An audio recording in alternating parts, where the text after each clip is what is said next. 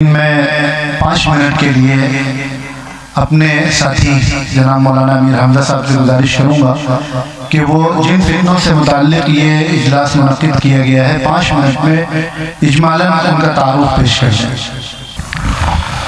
السلام علیکم ورحمۃ اللہ وبرکاتہ۔ بسم اللہ الرحمن الرحیم، نحمدہ ونصلی علی رسولہ الکریم، اما بعد۔ الحمدللہ ہماری یہ سہروزہ مشاورتی اجلاس کی آخری اور عمومی نشست ہے۔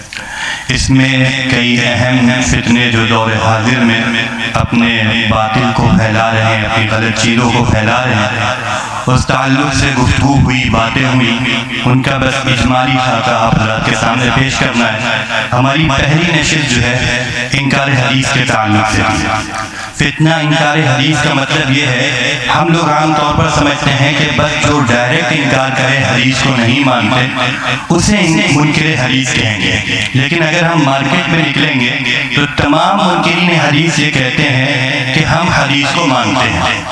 جب کوئی بھی منکر حدیث ہمیں ملتا ہے اور ہم اس سے پوچھتے ہیں کہ آپ حدیث کو مانتے ہیں نہیں مانتے، تو وہ یہی کہتے ہیں کہ ہم حدیث کو مانتے ہیں۔ پھر ہم اگلا ایک سوال یہ کرتے ہیں، کیا آپ حدیث کو وحی مانتے ہیں، اللہ کا پیغام مانتے ہیں؟ تو ظاہر ہے اس کا جواب آپ کے یہاں نہ میں ہوتا ہے۔ منکرین حدیث جو رسول اللہ صلی اللہ علیہ وسلم کی بات کے ماننے کا دعویٰ کرتے ہیں، وہ اس طرح کرتے ہیں کہ جیسے آدمی کو اپنے باپ کی ماننا ضروری ہے، ایک حاکم کی ماننا ضروری ہے، ایک پیر کی ماننا ضروری ہے، ایسے ہی وہ رسول اللہ صلی اللہ علیہ وسلم کو ایک انسانی عظیم فرد گردانتے ہیں اور یہ کہتے ہیں حضور کی بات ماننا چاہیے، لیکن اس حیثیت سے نہیں ماننا چاہیے کہ وہ رسول اللہ صلی اللہ علیہ وسلم اللہ کی طرف سے بولتے ہیں۔ ایسے لوگوں کو ہم منکر حدیث کہتے ہیں۔ اگر کوئی شخص حضور کی بات کو مان بھی رہا ہے لیکن اس بات کو اللہ کی طرف سے نہیں مان رہا ہے تو وہ منکر حدیث ہے۔ قرآن میں اللہ تعالیٰ کہتا ہے وَمَا يَنطِقُ عَنِ الْهَوَىٰ إِنْ هُوَ إِلَّا وَحْيٌ يُوحَىٰ، حضور اپنی خواہش پہ کچھ نہیں بولتے، سب کچھ بولتے ہیں، وہ اللہ کی طرف سے بولتے ہیں۔ ایسے لوگ جو منکر حدیث ہیں وہ دائرہ اسلام سے خارج ہیں۔ ایک ان کی پہچان وہاں بھی بتائی گئی تھی، یہاں بھی بتائی جا رہی ہے کہ ہم کیسے پہچانے کون منکر حدیث ہے۔ جو لوگ عام طور پر زیادہ قرآن کی رٹ لگاتے ہیں یا دعویٰ کرتے ہیں، ہو سکتا ہے مخلص ہو وہ، لیکن ایسے لوگ بہرحال مشکوک ہو جاتے ہیں، ان کے اوپر نگاہ رکھنی چاہیے۔ یا وہ لوگ جو کالج میں پڑھتے ہیں یا پڑھاتے ہیں اور اردو ادب کا ذوق رکھتے ہیں، ایسے لوگ بھی عام طور پر انکار حدیث کی طرف ملوث ہو جاتے ہیں۔ مفتی عبدالرشید صاحب نے بھی کہا، میں بھی کہتا ہوں، یہ فتنہ عالمی فتنہ ہے، لیکن ہم لوگوں کی توجہ اس فتنے کی طرف اتنی نہیں ہے جتنی دیگر فتنوں کی طرف ہے۔ حتیٰ کہ ایسا ہوا کہ انکار حدیث پر جب کارگزاریاں مانگی جا رہی تھی تو ہمارے پاس کارگزاریاں پیش کرنے کے لیے افراد نہیں تھے، باقی فتنوں پہ اتنے افراد تھے کہ ہم ان کو بلا نہیں سکتے۔ تو ہم جو مہمان کرام ہمارے یہاں پر آئے ہیں ان سے درخواست کرتے ہیں، جہاں آپ قادیانیت پہ محنت کرتے ہیں، شکیلیت پہ محنت کرتے ہیں، وہاں آپ انکار حدیث کو بھی اپنا موضوع بنائیں۔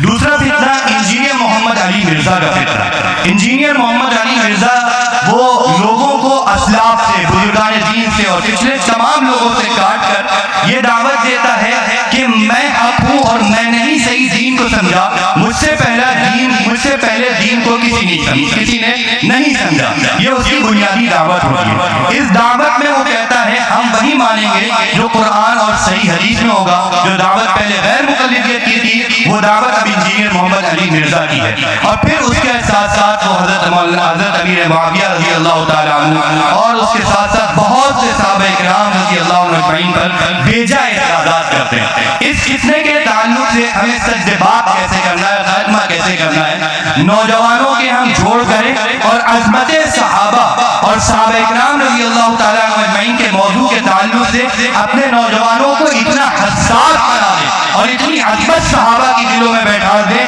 کہ کوئی شخص صحابہ کرام کے خلاف کوئی بات سننے کے لیے تیاری نہیں۔ بہتر کیسی غیرت ہوتی ہے کہ وہ شخص صحابہ کرام کے خلاف بول بھی رہا ہے اور پھر بھی ہمارے نوجوان اس کو سن رہے۔ صحابہ کرام رضی اللہ عنہ اجمعین اور اہل بیت اطہار رضی اللہ عنہ اجمعین کے تعلق سے اگر ہم امت کو حساس بنا دیں گے تو انشاءاللہ اس فتنے کا خاتمہ ہو جائے گا۔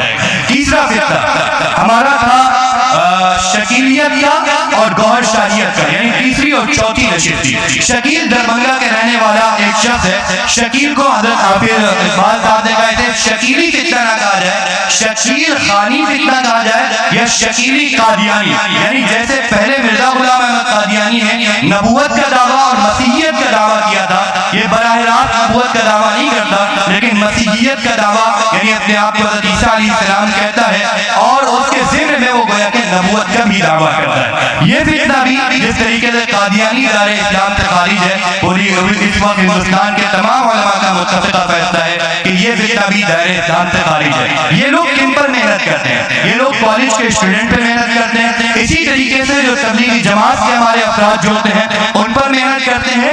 اب ان کی صورتحال یہ ہے کہ اب یہ لوگ بریلویت میں بھی محنت کرنے لگے ہیں. ہمیں ایسے لوگوں پر جو لوگ بہت زیادہ دجال کا یا بہت زیادہ حضرت عیسیٰ کا, بہت زیادہ حضرت مہدی کا تذکرہ کرتے ہیں, ہمیں ایسے لوگوں پر نگاہ رکھنی چاہیے. اگر کوئی ان کی بات کے خلاف چلا نظر آئے تو ہمیں اپنے علماء کو اس کی رپورٹ پیش کرنی چاہیے. ان کا سد بات کیسے ہو؟ طریقہ کار یہ ہے کہ ہم حضرت عیسیٰ کی, حضرت مہدی کی صحیح علامتیں اپنی عوام تک پہنچا دیں. جب صحیح بات ہم پہنچا دیں گے تو انشاءاللہ وہ غلط چیزوں سے محفوظ رہیں گے.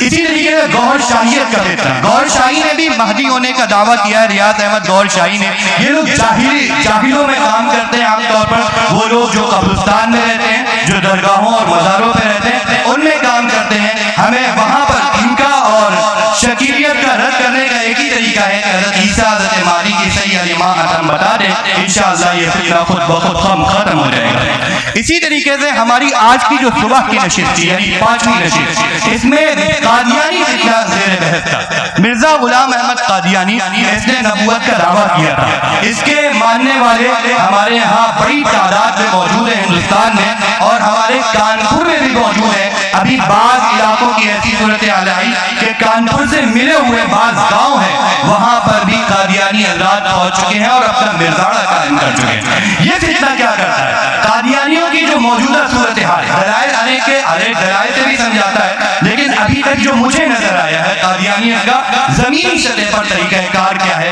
وہ یہ ہے کہ قادیانی ملی کاموں کے ذریعے, رفائی کاموں کے ذریعے, ہمدردی کے ذریعے لوگوں تک پہنچتے ہیں. ہمارے جامع گنج میں ایسے قادیانی ہیں کہ اگر ان کو رات کے 12 بجے بھی فون کیا جائے اور ان سے کہا جائے کہ میرے یہاں کوئی مریض ہے اس کو ہاسپٹل لے جانا ہے, وہ اپنی گاڑی کھڑی کر دیں گے. اسی طریقے سے یہ لوگ گاؤں جاتے ہیں اور گاؤں میں خدمت کے ذریعے ہمدردی گویا کہ اپنی جتاتے ہیں, دکھاتے ہیں اور لوگوں کے اندر اپنا تاثر چھوڑ دیتے ہیں. جب کوئی شخص اپنا تاثر چھوڑ دے گا تو ظاہر ہے متاثر جس سے آدمی ہو جائے گا اس کی ہر بات قبول کرنا آسان ہو جاتا ہے. تو اس طریقے سے یہ لوگ محنت کرتے ہیں. ان کے سچ سے بات کے لیے ہمیں جہاں پر علمی دلائل کی ضرورت ہے, میدان عمل میں اترنے کی ضرورت ہے, اسی طریقے سے ہمارے اندر خدمت کا جذبہ ہونا چاہیے کہ ہم ان پسماندہ علاقوں میں جائیں جہاں پر غریب لوگ رہتے ہیں, ان سے اپنے رابطے بڑھائیں, ان میں کبھی کوئی چیز تقسیم کریں.